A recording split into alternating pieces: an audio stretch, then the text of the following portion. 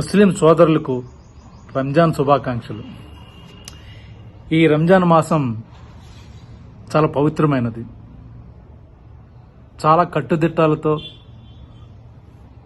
ఈ ఉపవాసం అనేది చేయడం చాలా కష్టమైన పని. పైగా సమ్మర్లో వచ్చిందంటే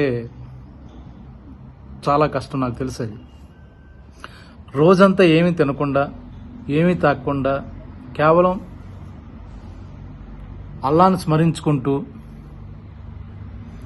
దైవత్వంతో ఉండడం అన్నది చాలా కష్టమైన పని. అది కనీసం మంచినీళ్ళు కూడా తాగకుండా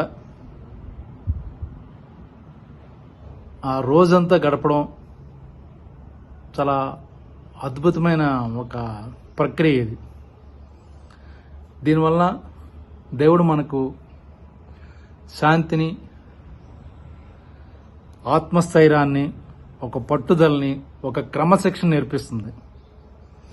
పైగా నాకు పర్సనల్గా రంజాన్ అంటే బాగా ఇష్టం. ఎందుకంటే నాకు హలీం తినాలని బాగా కోరుకుండేది. ఈ సంవత్సరం మనకు అదృష్టం లేదు. కొంతమంది ఇళ్లలో చేసుకుంటున్నారు. బట్ ఈ లాక్డౌన్ టైంలో రావడం నిజంగా మన దురదృష్టం. ముస్లిం సోదరులకు రంజాన్ శుభాకాంక్షలు. Please subscribe Islam Guru YouTube channel. Hello, అందరు ఎలా ఉన్నారు? బాగున్నారు కదా? ఈ నెల చాలా ముఖ్యమైన నెల.